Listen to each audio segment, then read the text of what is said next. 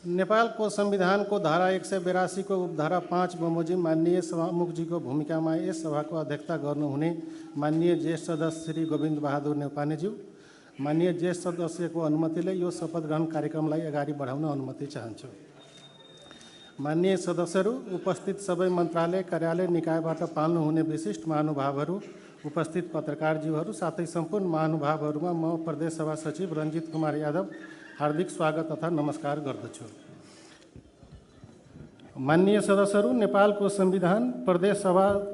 सदस्य निर्वाचन ऐन 2074 र प्रदेश सभा निर्वाचन नियमावली 2074 बमोजिम मिति 2079 साल मङ्सिर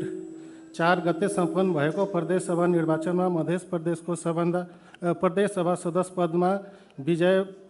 भई शपथ ग्रहणको लागि पाल्नुहुने सबै माननीय सदस्यज्यूमा प्रदेश सभा सचिवालयको तर्फबाट र म व्यक्तिगत तर्फबाट हार्दिक बधाई तथा कार्य सफलताको शुभकामना समेत व्यक्त गर्दछु। माननीय सदस्यहरू, नेपालको संविधानको धारा 179 बमोजिम प्रदेश सभाका सदस्यहरूले प्रदेश सभा र त्यसको कुनै समितिको बैठकमा पहिलो पटक भाग लिनुअघि प्रदेश कानुन बमोजिम शपथ लिनुपर्ने संवैधानिक व्यवस्था भएअनुसार नेपालको संविधानको धारा 182 को उपधारा 5 बमोजिम यस सभाको अध्यक्षता गरिरहनु भएका माननीय श्री गोविंद बहादुर न्यौपानेज्यूले प्रदेश सभा सदस्य निर्वाचन ऐन 2084 बमोजिम मध्य प्रदेशका माननीय प्रदेश प्रमुख श्री हरिशंकर मिश्रज्यूबाट शपथ ग्रहण लिइसक्नु भएको व्यवहार जानकारी गराउन चाहन्छु। साथै श्री माला कुमारी कर्ण र श्री मोहम्मद रजी हैदरलाई प्रदेश सभा सदस्यमा निर्वाचित भएको घोषणा गर्ने लगायतको बाँकी निर्णय र काम कारबाही कार्यान्वयन नगरी यथास्थितिमा राख्ने भने सर्वोच्च अदालतबाट मिति 2079 मङ्सिर 29 गतेको अल्पकालीन अन्तरिम आदेश जारी भएको हुनाले निज 2 जना सदस्यको शपथ ग्रहण सम्बन्धी कार्य हाललाई नहुने व्यवहार जानकारी गराउँछु। आज ज्येष्ठ सदस्य श्री गोविंद बहादुर न्यौपानेज्यूबाट जम्मा 104 जना प्रदेश सभा सदस्य ज्यूको पद तथा गोपनीयताको शपथ ग्रहण गराउने कार्यक्रम हुन गइरहेको बेहोरा निवेदन गर्दै कार्यक्रमलाई अगाडि बढाउने अनुमति चाहन्छु। साथै आज शपथ ग्रहण लिनुहुने माननीय सदस्यहरूमध्ये 49 जना माननीय सदस्यहरूले आफ्नो मातृभाषामा र 55 जना माननीय सदस्यहरूले नेपाली भाषामा शपथ लिनुहुने बेहोरा समेत अनुरोध गर्दछु। माननीय सदस्यहरू, आफ्नो मातृभाषामा शपथ लिनुहुने माननीय सदस्यहरूले आफ्नो मातृभाषाको अनुवादलाई वाचन गर्नुहुनेछ र दस्तखत गर्दा प्रदेश सभा सचिवालयबाट उपलब्ध गराइएको फाइलभित्र रहेको नेपाली भाषाको प्रतिमा समेत दस्तखत गर्नुपर्नेछ र बाँकी सदस्यज्यूहरूले नेपाली भाषामा वाचन गर्नुहुनेछ र सोही प्रतिमा दस्तखत गर्नुहुनेछ। यसरी मातृभाषामा शपथ लिनुहुने मान्य सदस्यहरूले जम्मा 4 प्रति र नेपाली भाषामा शपथ लिनुहुने मान्य सदस्यले 2 प्रतिमा प्रदेश सभामा का ज्येष्ठ सदस्य ज्यूबाट शपथ लिइसकेपछि मान्य सदस्यहरूले आफ्नो नामको माथि रहेको दस्तखत महलमा दस्तखत गर्नुपर्नेछ। आफूले गरेको शपथको प्रतिहरू सचिवालयको कर्मचारीलाई फिर्ता दिनुपर्नेछ र माननीय ज्येष्ठ सदस्यज्यूबाट प्रमाणित भएपछि एक प्रति मान्यजीहरूलाई सचिवालयले उपलब्ध गराउने व्यवस्था मिलाएको व्यवहार समेत निवेदन गर्दछु। मान्य सदस्यहरू, म सबै मान्य सदस्यहरूलाई आफ्नो स्थानमा उभिदिनु हुन अनुरोध गर्दछु।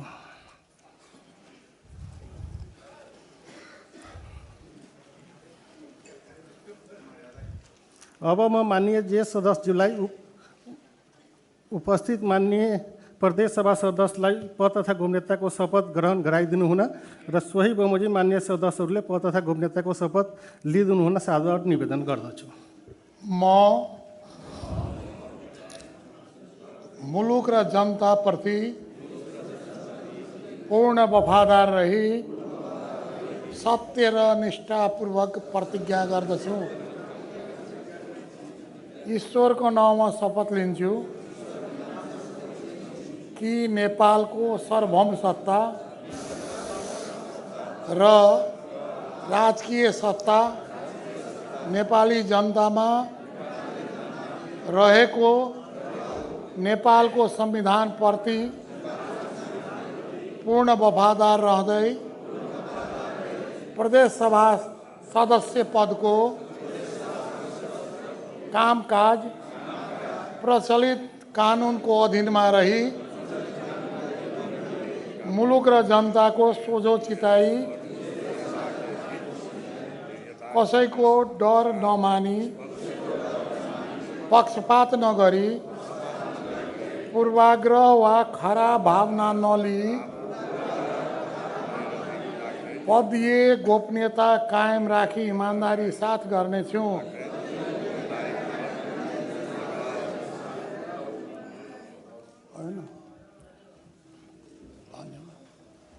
माननीय ज्येष्ठ सदस्यज्यूप्रति हार्दिक आभार व्यक्त गर्दछु र साथै मान्यज्यूहरूलाई प्रदेश सभा सचिवालयबाट उपलब्ध गराइएको आफ्नो लोगो प्रति धारण गरी आफ्नो स्थानमा आसन ग्रहण गरिदिन अनुरोध गर्दछु। लोगो धारण गर्न अनुरोध गर्दछु मान्यज्यूहरूलाई।